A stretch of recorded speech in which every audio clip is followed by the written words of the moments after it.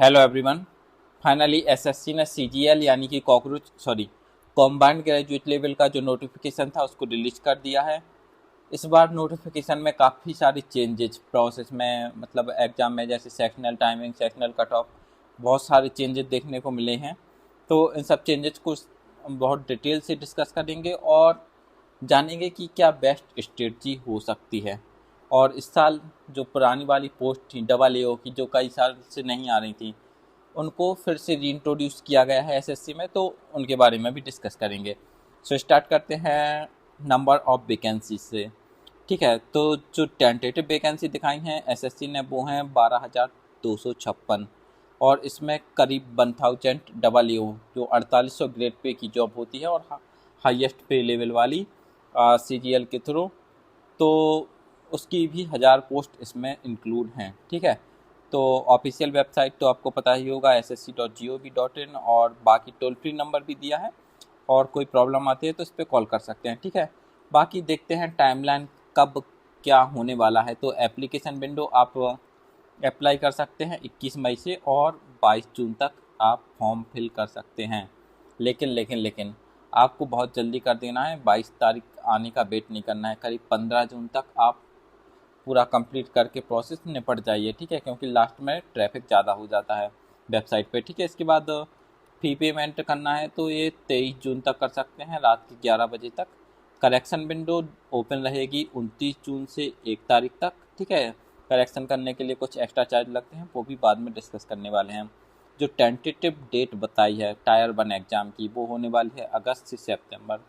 तो फिर अपन करीब एक्सपेक्ट कर सकते हैं कि 15 अगस्त के समथिंग या 20 अगस्त से एग्ज़ाम स्टार्ट हो। ठीक है, टायर 2 की टेंटेटिव डेट है दिसंबर, और ये शायद जनवरी तक भी जा सकता है। देखते हैं क्या होता है। इसके बाद बढ़ते हैं आगे। तो एलिजिबिलिटी देख लेते हैं। तो 18 से 27 है इन पोस्ट के लिए, जो मैक्सिमम ग्रुप सी पोस्ट हैं। ठीक है, इसके बाद 18 से 30 है ग्रुप बी पोस्ट के लिए, जैसे इंस्पेक्टर हुआ, आ, और assistant divisional accountant, statistical investigator, तो इनके लिए 18 से 30 एज है। ठीक है, और 20 से 30 है ये असिस्टेंट सेक्शनल ऑफिसर्स। ठीक है, और अदर डिपार्टमेंट्स के लिए। ठीक है, इसके बाद 18 से 32 साल है जेएसओ और अदर पोस्ट के लिए। ठीक है, तो ये सब मतलब नॉर्मल लिख दिए हैं यहाँ पे, और बाकी आप डिटेल नोटिफिकेशन में चेक कर सकते हो। आपकी एज काउंट किस डेट को होगी, तो वो होगी 1/8/2026, और इसी तारीख तक आपकी एजुकेशनल क्वालिफिकेशन, जैसे कि आपकी डिग्री हुई या फिर मार्क्स जो रिजल्ट हुआ ग्रेजुएशन वाला, ठीक है, तो वो भी इस तारीख तक डिक्लेयर हो जाना चाहिए, तभी आप एलिजिबल होगे। इसके अलावा जो अपर एज लिमिट है उसमें कुछ छूट भी मिलती है। तो SC/ST को ये 5 ईयर की है, OBC को 3 साल की है, PWBD वालों को है 10 से 15, और ये मतलब अलग से डिटेल से दी हुई हैं। ठीक है, और एक्स सर्विसमैन को है 3 years after military service deduction, और विडो डाइवर्स्ड सेपरेटेड वुमेन, ठीक है, तो इनको है 35 साल तक, और 40 साल तक है SC और ST वालों के लिए। ठीक है, तो इनको आप डिटेल नोटिफिकेशन में चेक कर सकते हो। यहाँ पे सिर्फ आपको मतलब एक आइडिया देने के लिए सब दिखाया गया है। ठीक है, बढ़ते हैं आगे। आगे है एप्लीकेशन फ़ी और प्रोसीजर। तो एप्लीकेशन फ़ी लगती है 100 रुपये, और वुमेन और SC/ST PWBD और ESM, ठीक है, तो इन सबको एग्जेम्प्टेड है, यानी कि इनकी कोई भी फ़ी नहीं लगेगी। करेक्शन फीस लेकिन सबको भरनी पड़ेगी, वो किसी भी कैटेगरी को बिलोंग करता हो।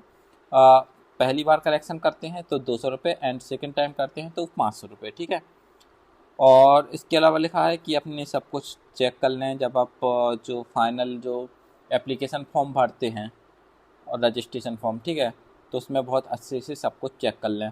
इसके अलावा आपकी फ़ोटो होगी वो लाइव अपलोड होगी, और पहले से अपलोड फ़ोटो नहीं चलेंगी। ठीक है, जैसे आपने और कभी पहले फ़ोटो अपलोड की है अदर एग्ज़ाम के लिए, वो वाली नहीं चलेंगी, सिर्फ आपकी लाइव फ़ोटो आपको अपलोड करना है। ठीक है, और बढ़ते हैं आगे। ठीक है, तो अभी आता है मेन चीज़ एग्ज़ाम की, जो नया इंट्रोड्यूस हुआ है, वो है क्या, सेक्शनल टाइमिंग, जो पहली बार एसएससी में देखने को मिल रही है। बैंकिंग में ये पहले से होता आ रहा है। ठीक है, तो कमीशन ने स्ट्रिक्ट सेक्शनल टाइमिंग इंट्रोड्यूस की है। इसका मतलब क्या है कि आपको जो 1 घंटे का टाइम फ्री में मिलता था आप अपने हिसाब से सेट कर सकते थे कि हमें कब क्या करना है, ठीक है। अब वो आपका नहीं चलेगा। अब आपको फिक्स 15 मिनट मिलेंगे हर एक सेक्शन के लिए। जैसे ही 15 मिनट कंप्लीट होते हैं सेक्शन, वो वाला सेक्शन अपने आप बंद हो जाएगा। जैसे रीजनिंग से स्टार्ट हुआ मान लो, तो 15 मिनट होते ही ये वाला सेक्शन अपने आप बंद हो जाएगा। इसके बाद आप इन क्वेश्चन को रीच नहीं कर पाओगे, ठीक है, और ना ही कोई चेंज कर पाओगे। इसके अलावा ऐसे ही 15 minute general awareness, 15 minute English के लिए एंड 15 मिनट क्वांटिटेटिव एप्टीट्यूड के लिए, ठीक है। तो ये नया चेंज देखने को मिला है और इससे जो कट ऑफ है वो काफ़ी कम होने वाली है। इसके अलावा सेक्शनल कट ऑफ भी इंट्रोड्यूस किया है, तो उसके बारे में आगे बताने वाला हूँ, ठीक है। तो टोटल 60 मिनट का ये टायर 1 का एग्ज़ाम का लिखा है, ठीक है। तो 60 मिनट का होने वाला है, 15 मिनट हर एक सेक्शन के लिए रहेगा और एक क्वालिफाइंग होता है। ये आप सबको पता है कि इसके मार्क्स जो मेंस की फाइनल मेरिट लिस्ट बनती है मेंस के बाद, उसमें इंक्लूड नहीं होते हैं, ठीक है। तो अब टाइम मैनेजमेंट काफ़ी इम्पोर्टेंट हो गया है एग्ज़ाम में। आगे देखते हैं टायर 2 का क्या सीन होने वाला है। टायर 2 का 2 घंटे का रहेगा जैसा पहले होता था। इसके अलावा 15 मिनट की टाइपिंग अलग से होती है, ठीक है। MCQ टाइप ही रखा है इसको। जो कई लोग पहले से बोल रहे थे, अब वहाँ फैला रहे थे कि डिस्क्रिप्टिव हो सकता है, तो वो कुछ नहीं होने वाला है। और फाइनल मेरिट में इसके मार्क्स काउंट होते हैं।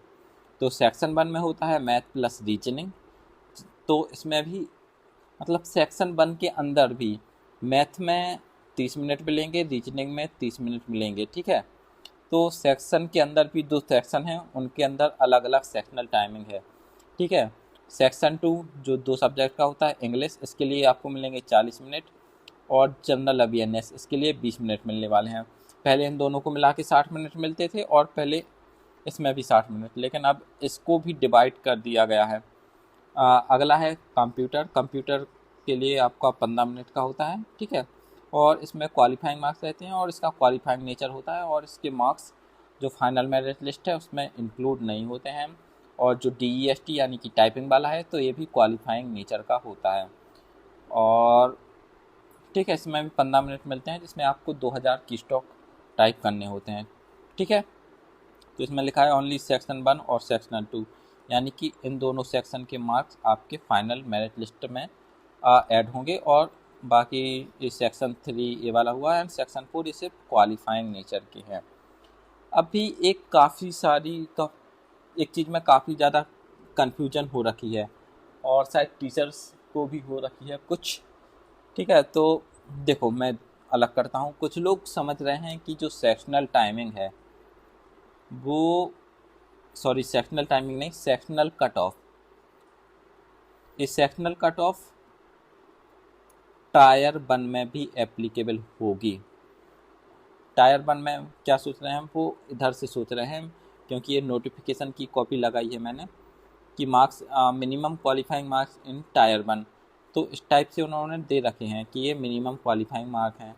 तो कई लोग ऐसा अंदाज़ा लगा रहे हैं कि जो सेक्शन 1 के 4 होते हैं, मैथ, इंग्लिश, GK, रीजनिंग, तो कुछ लोग सोच रहे हैं कि इसमें इन सेक्शंस के अंदर भी जो सेक्शनल कट ऑफ है वो अप्लाई होगी, यानी कि UR के लिए 50 का 30% हुआ 15 मार्क, इसके भी 15 मार्क, इसके भी 15 मार्क, इसके भी 15 मार्क, ठीक है। तो कुछ लोग ऐसा सोच रहे हैं, तो ऐसा कुछ भी नहीं होने वाला है। ये यहाँ पे क्या लिखा है, टायर 1, यानी कि टायर 1 के ओवरऑल मार्क्स पे ये अप्लाई होगी। जैसे जो कट ऑफ है वो कम से कम भी गई तो 30%, यानी कि 200 का 30%, यानी कि 60 से जिसके भी नंबर कम होंगे UR में वो क्वालिफाई नहीं होगा, ठीक है। इसको समझो कि मतलब मान लो कि जितनी वैकेंसी है जिस उसके 10 गुना लेते हैं ना टायर 1 क्वालिफाई, तो यदि कट ऑफ कम से कम भी गई टायर 1 में तो वो 60 नंबर से कम नहीं जाएगी UR के लिए, ठीक है। यानी कि ये अलग अलग सेक्शन की कट ऑफ नहीं है टायर 1 में। टायर 1 में ओवरऑल कट ऑफ है, ठीक है। ओवरऑल का 30% और OBC EWS के लिए 25% और अदर कैटेगरीज के लिए 20%, ठीक है। लेकिन जो टायर 2 का एग्ज़ाम होगा उसके सेक्शन 1 और सेक्शन 2 की अलग अलग कट ऑफ जाएगी। ठीक है, इधर पे लिखा हुआ होगा आगे। तो इसमें यानी कि सेक्शन 1 और सेक्शन 2 का मतलब क्या हुआ, तो सेक्शन 1 में क्या आता है, मैथ प्लस रीजनिंग। ठीक है, और सेक्शन 2 में आता है क्या, इंग्लिश प्लस जीके। ठीक है, तो ये हुआ सेक्शन 1। इनकी मिला के आपको सेक्शनल कट ऑफ क्लियर करनी पड़ेगी, एंड इन दोनों की मिला के आपको सेक्शनल कट ऑफ क्लियर करनी पड़ेगी। यानी कि ये जितने टोटल मार्क्स के होते हैं, जैसे ये 90 मार्क्स का, ये भी 90 मार्क्स का होता है, तो इनके 180 मार्क्स और 180 मार्क्स का 30%, यानी कि 54 मार्क्स। तो सेक्शन 1 में 54 मार्क्स आपको क्रॉस करना पड़ेगा। सेक्शन 2 में जितने चाहे ज़्यादा आ जाएं, यदि सेक्शन 1 में इससे कम रहते हैं तो आप क्वालिफाई नहीं होगे, यू आर के लिए मैं बोल रहा हूँ। ठीक है, तो इस टाइप से सेक्शनल कट ऑफ का खेल है, ना कि हर एक मतलब प्री में भी अलग अलग से जाएगी, और मेंस में भी ऐसा नहीं होगा कि मैथ के लिए अलग जाए, रीजनिंग के लिए अलग जाए। ठीक है, तो इनकी मिला के जाएगी और इनकी मिला के जाएगी। ठीक है, और बाकी कंप्यूटर का भी सीन है तो वो उसके लिए अलग से जारी कर देते हैं। और बाकी डीएसटी में एरर्स जो टाइपिंग वाला होता है, तो उसमें एरर इतनी अलाउ रहती हैं। ठीक है, 20%, 25%, 30%। ओके, सो ये भी हुआ क्लियर। नेक्स्ट बढ़ते हैं, कुछ स्पेशलाइज्ड रिक्वायरमेंट्स हैं। जैसे पेपर 2 होता है जो सिर्फ जीएसओ के लिए होता है, तो उसमें स्टेटिस्टिक्स का पेपर 2 होता है, और बाकी डबलईओ के लिए होता है फाइनेंस एंड इकोनॉमिक्स के पेपर। ठीक है, तो ये डबलईओ वालों के लिए पेपर होगा। नेक्स्ट, इंग्लिश में एसएससी ने बिल्कुल क्लियरली बताया है कि पैसेज 3 पैसेज तक आएंगे आपके मेंस एग्जाम में। ठीक है, एक पैसेज होगा स्टोरीज वाला और जो बुक से लिया गया होगा। ठीक है, जो मतलब नॉवेल्स वगैरह होते हैं या फिर नॉर्मल बुक्स होती हैं स्कूल वाली 8 से 12 तक की, मतलब 5 से 12 तक की भी, जिसमें वो कहानियाँ वगैरह दी होती है, तो उससे कोई पैसेज लिया जा सकता है। और जो 2 पैसेज होंगे वो होंगे काय से, करंट अफेयर से, या जो रिपोर्ट जो अभी मतलब करंट में पब्लिश हो रही हैं। जैसे अभी पेपर हुआ था CHSL मेंस का, तो उसमें जस्ट 1 महीने पहले का एडिटोरियल आया था। तो इस टाइप से एडिटोरियल रिपोर्ट्स से 2 पैसेज आएंगे और 1 पैसेज आएगा स्टोरी से। ये क्लियरली मेंशन करके रखा है, तो इसका भी ध्यान रखना है। आगे बढ़ते हैं, आगे है क्या है, ओके। नेक्स्ट इज, आपको जो डेटा फिल करना है OTR में और अपना फॉर्म फिल करते टाइम, वो 10th के मार्कशीट से या पासिंग सर्टिफिकेट से एग्जैक्टली मैच होना चाहिए। आपका नेम हुआ, पेरेंट्स का नेम हुआ, डेट ऑफ बर्थ और मैट्रिकुलेशन डिटेल्स। ठीक है, तो ये सब आपके 10th क्लास की जो मार्कशीट होती है और सर्टिफिकेट, मार्कशीट का सर्टिफिकेट मिलता है, तो उससे मैच करना चाहिए। यदि मिसमैच होता है तो आपको जो कैंडिडेचर है उसको भी कैंसिल किया जा सकता है। ठीक है, तो इस बात का ध्यान रखना है। और एक और चीज़ एसएससी ने जो इस बार लिख के अलग से दी है, कि यदि ऐसा होता है कि आपके मान लो टायर 1 में आप पासिंग मार्क्स से ज़्यादा आ रहे हैं, ठीक है, और फिर भी आपका जो रिजल्ट है वो आया नहीं, जो इस साल हुआ था कई लोगों का, फिर बाद में मतलब पिछले साल हुआ था कि कई लोग का मतलब जो वो थी कट ऑफ, वो टायर 1 में क्लियर भी हो रही थी, लेकिन फिर भी उनका नाम नहीं था, तो बाद में उनका फिर ऐड कराया गया था। तो इस साल एसएससी ने बोला है कि आप रीजनल ऑफिस को कांटेक्ट कर सकते हैं रिजल्ट के 2 महीने, रिजल्ट के डिक्लेरेशन के 2 महीने बाद तक, या फिर जो मेन एग्जाम है उससे 2 वीक पहले तक आप कांटेक्ट कर सकते हैं रीजनल ऑफिस को। ठीक है, तो ये काफ़ी अच्छी चीज़ है। एंड बढ़ते हैं आगे। ओके, सो ये तो था कुछ चेंजेस जो एसएससी ने किए हैं। ले अब हमारा 3 महीने में प्लान क्या होने वाला है। ठीक है, तो सबसे पहले तो आपको टाइम देना है, थोड़ा सा सोचना है प्लान करने में। ऐसा नहीं कि आप आंखें बंद करके पढ़ते जा रहे हो। ठीक है, तो आपको थोड़ा सा समय टाइम देना है, टाइम निकालना है किस चीज़ के लिए, कि आप चीज़ों को प्लान करके स्टडी करें, तो वो स्टडी आपके काफ़ी काम की होगी। ठीक है, तो give time for planning, 3 months सिर्फ बचे हैं। और बाकी आप कम बैक 2026 ये वाला टेलीग्राम ग्रुप भी ज्वाइन कर सकते हैं, मेरा ही टेलीग्राम ग्रुप है। तो इसमें देखने वाले हैं हम क्या क्या कवर करेंगे। जो मैथ्स है हम उसको 2 टाइम्स रिवाइज करने वाले हैं, पूरी A to Z। जीके करीब 3 टाइम्स कंप्लीट हो जाएगी। इंग्लिश में जो बुकैब वाला सेक्शन होता है वो 2 बार कंप्लीट हो जाएगा। ग्रामर इसको अपन 3 से 4 टाइम्स कंप्लीट कर लेंगे। रीजनिंग सेक्शनल मॉक ही लगाएंगे अपन मैक्सिमम, और इसके अलावा एनालिटिकल रीजनिंग जो आती है आजकल ट्रेंड चल रहा है उसको भी कवर करेंगे। स्ट्रेटेजी के 3 बार कंप्लीट कर लेंगे, और करंट अफेयर्स भी 3 बार, और मॉक 3 महीने बचे हैं तो 80+ मॉक्स को अपन टारगेट करके चल रहे हैं। अब जब मॉक टेस्ट की बात हो और टेक्स्ट बुक का नाम आए नहीं, ऐसा होना इम्पॉसिबल है। एसएससी ने जितने भी अपडेट किए हैं, चाहे वह सेक्शनल टाइमिंग वाला हो या फिर नए पैटर्न के क्वेश्चंस वाला, टेक्स्ट बुक सब अपडेट्स के साथ कदम से कदम मिला के चल रहा है। टेक्स्ट बुक के सब्सक्रिप्शन पे आपको मिल जाते हैं 245 chapter test, 284 previous year test, 28 SSC CGL जो 2025 के हुए थे उनके सिमिलर पेपर, और 80 sectional test, 324 previous year series test जो टायर 1 है, और करंट अफेयर्स, और 30 फुल टेस्ट जो न्यू पैटर्न आया है। इतना सब कुछ। इन सब के अलावा टेक्स्ट बुक आप सबके लिए लेके आया है टीपीएल यानी कि टेक्स्ट बुक प्रीमियर लीग, जिसमें पार्टिसिपेट करके आप 50,000 तक के प्राइज जीत सकते हो, लैपटॉप जीत सकते हो, और इसके अलावा अमेजोन के वाउचर्स वगैरह भी जीत सकते हो। इसमें पार्टिसिपेट करना काफ़ी ईजी है। इसके लिए आपको टेक्स्ट बुक का सब्सक्रिप्शन लेना पड़ेगा, जो ओनली 615 रुपीज़ में मिल जाएगा यदि आप मेरा कूपन कोड AIR01 यूज करते हैं। सब्सक्रिप्शन लेके आपको क्या करना है, मॉक टेस्ट उस पर अटैम्प्ट करना है, और जितने मॉक टेस्ट अटैम्प्ट करेंगे आप उतने ही ऊपर लेडर बोर्ड होगा, उसमें आप ऊपर चलते जाएंगे, ठीक है। उतने आपको पॉइंट्स मिलेंगे, ठीक है। तो ज़्यादा से ज़्यादा मॉक टेस्ट लगाएंगे उतने ज़्यादा आपको पॉइंट्स मिलेंगे। इसके अलावा आप टेक्स्ट बुक का ऐप शेयर करके अपने दोस्तों के साथ उससे भी कॉइन्स को अर्न कर सकते हो, और लेडर बोर्ड में आप ऊपर जा सकते हो, ठीक है। तो टेक्स्ट बुक प्रीमियर लीग 23 मई से स्टार्ट हो चुकी है, तो जल्दी से जल्दी ऐप डाउनलोड करके इसमें पार्टिसिपेट करें, और अपनी पढ़ाई के साथ साथ डिबेट्स भी विन करें। बढ़ते हैं आगे।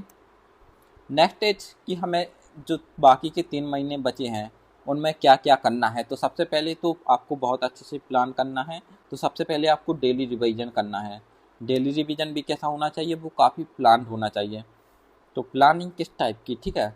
तो जैसे मैथ्स हुआ, तो मैथ्स में आपको डेली कैलकुलेशन शीट लगाना है, डेली एक सेक्शनल मॉक लगाना है, हर एक अल्टरनेट डे पे फॉर्मूला रिवाइज करना है 3-4 चैप्टर के एक साथ। एक दिन किए, ठीक है, फिर एक दिन स्किप किया, फिर अगले दिन और कितनी 3-4 चैप्टर के एक साथ रिवाइज किए, ठीक है।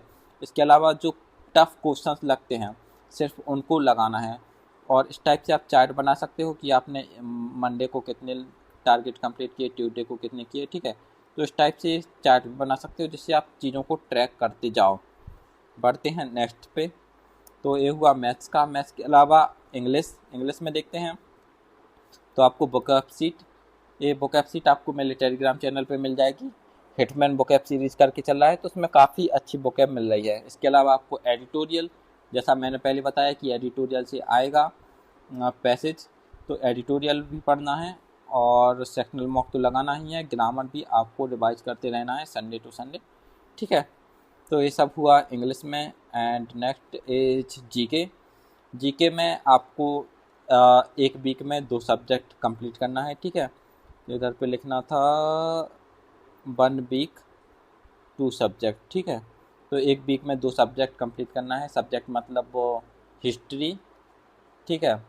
जैसे आपने हिस्ट्री की और इसके साथ एक कोई छोटा सब्जेक्ट साथ में कंप्लीट कर सकते हो, जैसे हिस्ट्री के साथ से फिजिक्स, केमिस्ट्री वगैरह, ठीक है। तो इस टाइप से आपको लेकर चलना है। स्टैटिक के आपको एक दिन एक टॉपिक कंप्लीट करना है, और उसके बाद रिवाइज भी करना है।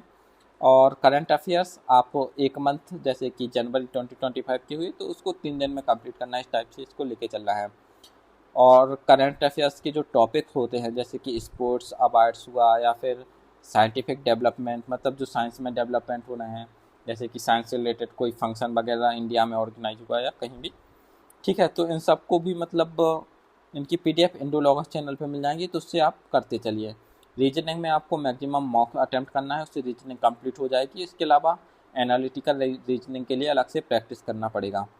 इसके अलावा कुछ और चीज़ें जिनका आपको ध्यान रखना है, वो है कि take care of your health. आपकी हेल्थ बहुत ज़रूरी है इस टाइम पे। कि जब आप हेल्दी रहोगे तभी एग्ज़ाम में बैठ पाओगे ना। तो गर्मी ज़्यादा पड़ रही है तो अपने आप को हाइड्रेट रहें, इनफ वाटर पीते रहें, हल्की फुल्की एक्सरसाइज करते रहें, ठीक है, हेल्दी खाना खाएं और बाकी प्रॉपर स्लीप भी लेते रहें। इसके अलावा जो आप हार्ड वर्क कर रहे हैं उसमें बिलीव रखिए, आप ज़रूर सक्सेसफुल बनोगे। ऐसा नहीं कि आप सोच रहे हो, डाउट नहीं करना है खुद पे। आप मेहनत कर रहे हो तो ज़रूर अचीव करोगे, 1% भी डाउट नहीं रखना है खुद पे, ठीक है। एंड एट लास्ट आपको किन चीज़ों को अवॉइड करना है, तो सबसे पहली ओवर थिंकिंग। आप जो सोचते रहते हो, ठीक है, उस सोचने की जगह आपको एक्ट करना है। मतलब देखो, प्लान करना अलग चीज़ है, कई बार हम ऐसी फालतू की चीज़ें को सोचने में टाइम बर्बाद करते रहते हैं, तो वो अवॉइड करना है। नेगेटिव पीपल, कुछ लोग ऐसे हैं जो आप पता है सब जगह होते हैं कि उनके पास बैठने से आपको नेगेटिविटी फील होती है, तो उनको अवॉइड करें ज़्यादा से ज़्यादा। और अभी देखो कुछ चेंजेज हुए हैं एसएससी के पैटर्न में, तो कई टीचर यूट्यूब पे बवाल काटेंगे, तो उनसे थोड़ा मतलब उनको अवॉइड करना है। आपको एक बार देखने से काफ़ी कुछ पता चल जाएगा पैटर्न के बारे में, सब कुछ के बारे में, ठीक है। तो 10 बार जाके भाई सब चीज़ें नहीं देखना है। एंड लास्ट चीज़ कि अपने माइंड को रस्ट नहीं फील कराना है। आपके पास अच्छा खासा टाइम है, 90 डेज़ का टाइम बहुत होता है। बस अपने माइंड को काम रखिए और पढ़ते रहिए। तो आज की वीडियो में इतना ही। उम्मीद है वीडियो पसंद आई होगी और बाकी स्लाइड्स भी काफ़ी अच्छी रखी हैं और बाकी स्लाइड्स भी काफ़ी अच्छी लगी होंगी, बहुत मेहनत से बनाई हैं। तो at last, discipline today, success tomorrow. यदि आप डिसिप्लिन रहेंगे आज तो सक्सेस पक्के में आपको मिलने वाली है। तो मेहनत करते रहिए, डिसिप्लिन रहिए, अच्छे से प्लान करिए चीज़ों का। और बाकी मैं हूँ ही, टेलीग्राम ग्रुप ज़रूर ज्वाइन कर लीजिए। और चलते हैं, बाय, टेक केयर, ध्यान रखिए अपना, गर्मी ज़्यादा पड़ रही है, पानी वगैरह पीते रहिए। Bye bye.